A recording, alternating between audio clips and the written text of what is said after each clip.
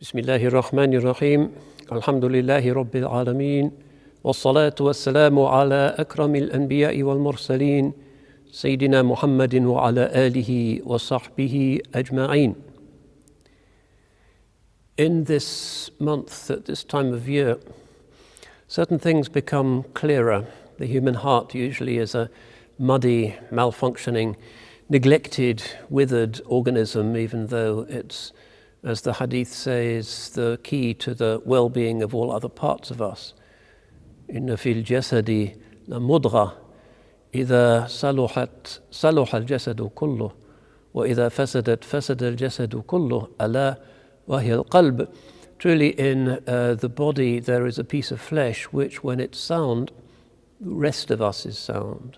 And when it's corrupt, the rest is corrupt, and it is the heart. This heart, which is to do with consciousness, the I, the selfhood, is necessarily an enigma. It's easier to see outside than to see within. There are divine horizons outside, but within. And because we are outward looking, and our jawarih, our limbs and our senses are for experiencing the outside world, what is within is usually beyond our ken. That applies even to our physical organs. There is the liver, I have a spleen, kidneys, stomach. They're doing their job. I usually don't give thanks for them, but they are there, miracles of divine technology, doing their job year after year, decade after decade, and I only start grumbling when, usually through my own abuse, they start to malfunction, but I can't see them. They're within. But that's just the superficial within. The real within is the I, the consciousness, the what I am, the nafs, the self. And that is an enigma. Nafs bir mu'ammadar. The self is a riddle. But Allah subhanahu wa ta'ala has created this self and the heart, which is somehow the place where the self is centered, to be an organ of perception. We perceive things, we learn things by heart. The heart experiences emotions and turbulences, intuitions. The heart can even see through dreams aspects of another world. The heart is clearly essential to what makes us Bani Adam, not creatures of mud and clay and dirt, but angelic creatures to whom the very angels can bow down. It's because of this I-ness, this self, this transcendence within that we are worth anything at all. So we'd like to know what's going on there. And the companions asked the Holy Prophet ﷺ about the ruh. And he has to say, Allah tells him, قُلِ الرُّوحُ مِنْ أَمْرِ رَبِّي وَمَا أُوتِيتُ مِنَ الْعِلْمِ إِلَّا قَلِيلًا. The spirit is of the divine command or the divine affair. It's God's business. And of knowledge you've been given but little. So this most important part of us, the thing that we really are, is the thing we understand least. And most of our mistakes, if not all of them as human beings, is because we're not really focused, not really spiritually active. Other bits of us, impulses, half-digested memories, the longing for status, those other things pull us this way, and this is a qadar, a mud that pollutes the surface of what should be a pure lake, a mirror that reflects the light of heaven. And that's our state. But we have been, in this month, given the opportunity to calm down a bit. This is a retreat. We are self-isolating, even in normal times. There's a little bit of i'tikaf in every Ramadan. We withhold our hands, and therefore the heart is withheld from some dunya pleasures and distractions. Sufidati shayateen, the devils are chained. Inna shaytana yajri fi ibni Adama majra ad-dam fadayyiqu majarihi bil-ju'. The Holy Prophet says the shaitan flows in the son of Adam along with the blood, so narrow his arteries with hunger. And that tends to break us. Arrogance is less. We have less energy for stupid playing around. we become more serious, slightly broken, therefore more realistic and real human beings. And at this time, the heart can start to function.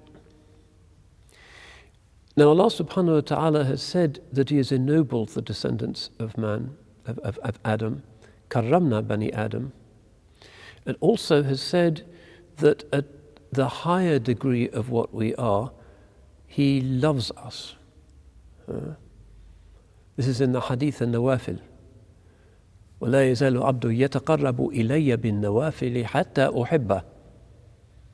My slave, it's a sound hadith, hadith Qudsi, draws nearer to me with optional acts until I love him.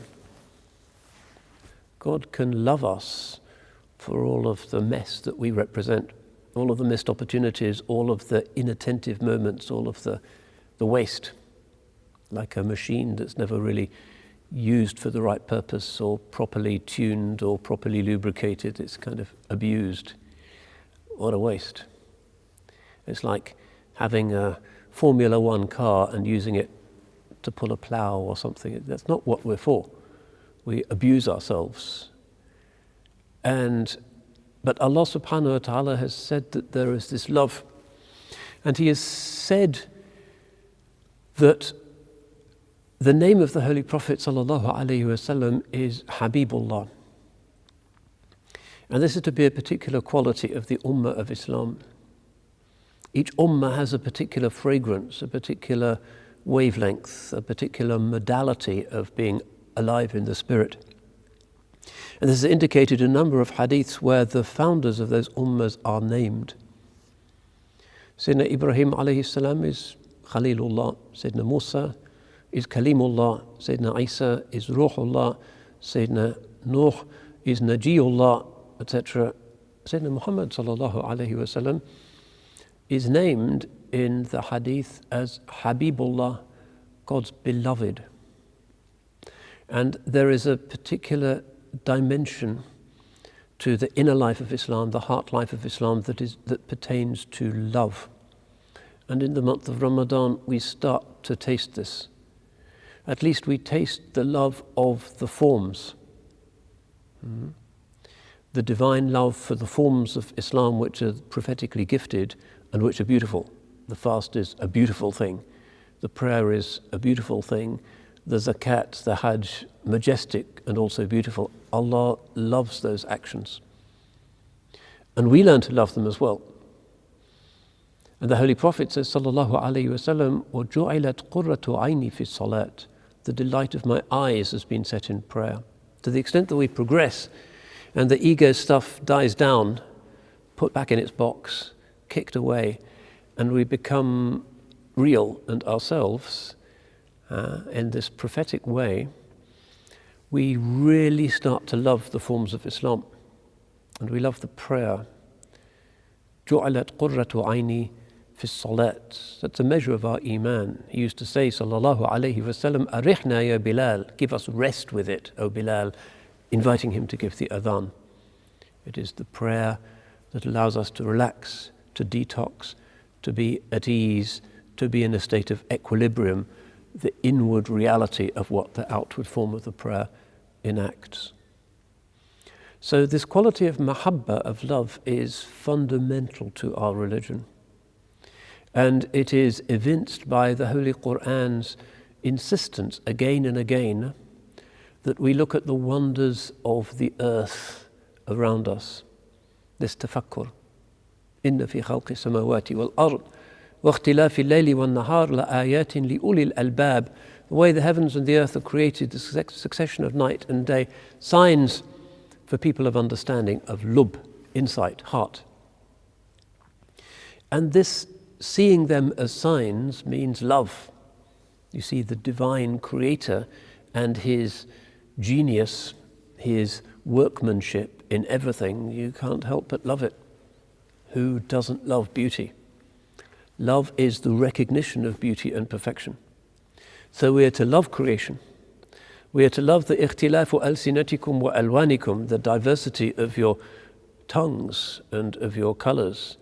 The ikhtilaf, the diversity of creation, is beloved. So we are to be lovers of God's world, and lovers of others in whom are not just the outward afaq, سنريهم آياتنا في الآفاق وفي أنفسهم حتى يتبين لهم أنه الحق. We shall show them our signs on the horizons and in themselves until it becomes clear to them that it is the truth. Within themselves, in our inner afaq, seeing the miraculous, unique, irreplaceable lovability of others, to see others with the ayn al-mahabba, that's the miracle, and that is the gift of Iman. Not just seeing other people as fellow citizens with rights and responsibilities in a kind of dull, cold, liberal social contract, but loving them as shawahid, witnesses to the divine creative power, revering them not because they are meat computers that will come to an end and will malfunction sooner or later, but because they contain the ruh, the qalb, because it is to them and their ancestor that the angels bowed. So this is the religion preeminently of mahabba, and the Qur'an is endlessly inviting us to remember God, but also to think about the beauty in the world. And in the month of Ramadan, as we look out of the window and we see the clouds go by, and as we hear the bird song and we see the beauty of everything, we remember that he is indeed habibullah sallallahu alayhi wasallam, whose sharia has been brought in this form, which is a form of love. وَالَّذِينَ آمَنُوا أَشَدُّ حُبًّا لِلَّهِ. The Qur'an says those who have Iman have more, greater, stronger, more magnificent love for Allah. So we ask Allah subhanahu wa ta'ala to purify our hearts in this fasting month, to give us the inner as well as the outward bodily reality of the fast, to purify the hearts so that we start to see the light that is in God's creation, to love the beauty that is in God's creation and in each other, to make us people of tarahum, of mutual mercy, a people who are a light for the worlds, to follow the one who is uswatun hasana, an excellent example, and to be an example for all nations as a true ummatan wasata, so that we may be shuhada'a ala nas, witnesses to mankind in a time of fear and division and darkness and confusion and pestilence, an ummah that is a witness to something better, the ummah of love, of mahabba, the ummah of habibullah sallallahu alayhi wa sallam. Barakallahu fikum wa taqabbala siyamakum wa as'ada iftarakum. Wassalamu alaykum wa rahmatullah wa barakatuh.